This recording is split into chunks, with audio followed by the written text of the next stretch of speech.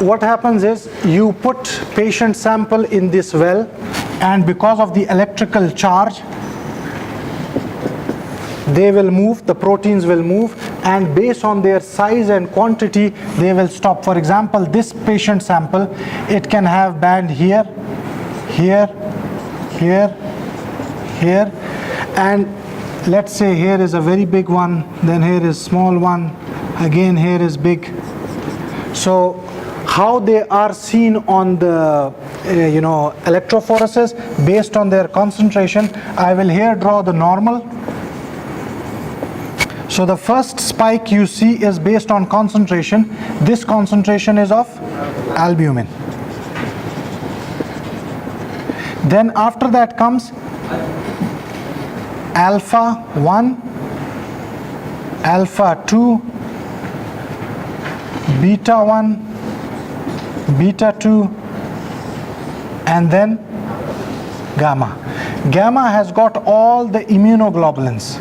That's why they are also called as gamma globulins.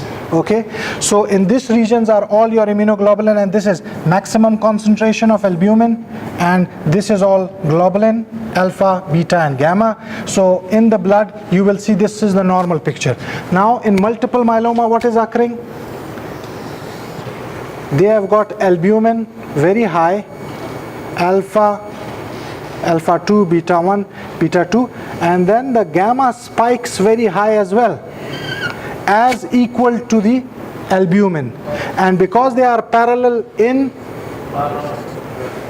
quantity, that's why they are called as paraprotein. Now this is one name, paraprotein,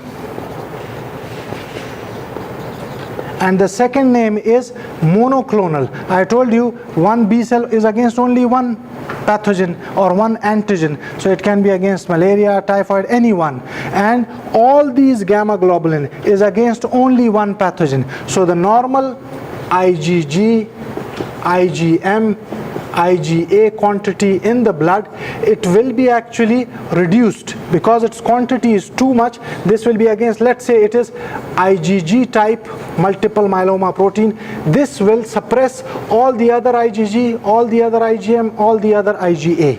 So it's a monoclonal gammopathy, and that's why the total immunoglobulin level, they are all reduced.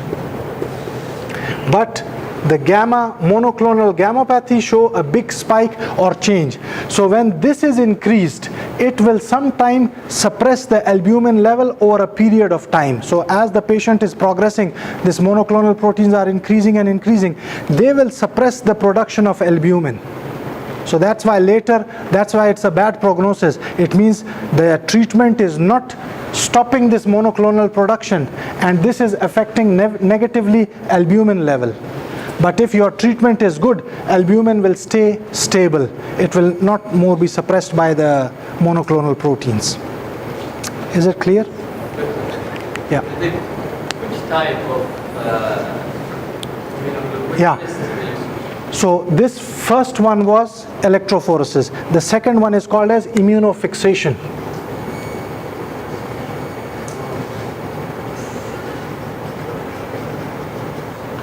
Again, you will take this patient sample, and then you have got monoclonal antibodies that will give some, color, and that color will tell you if it, let's say this is IgG. Now I'm just changing it.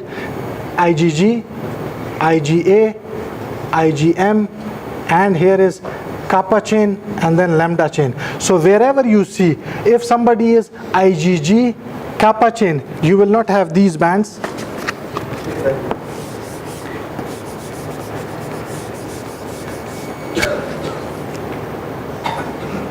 This is IgA, IgM, kappa, and lambda.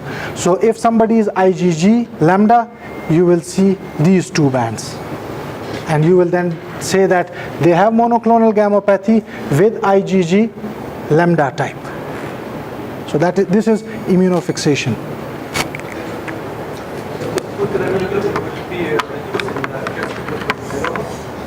Total proteins, Yes, total immunoglobulin will be reduced. Whenever you will measure the quantity of IgG, IgA, apart from one, so let's say this patient of IgG lambda, his IgG levels of course in total will be raised, but IgA and IgM will be reduced. If somebody has IgA lambda, let's say, his IgG and IgM will be reduced, but his IgA quantity will be increased, but that does not mean that his whole variety, just one type of IgA,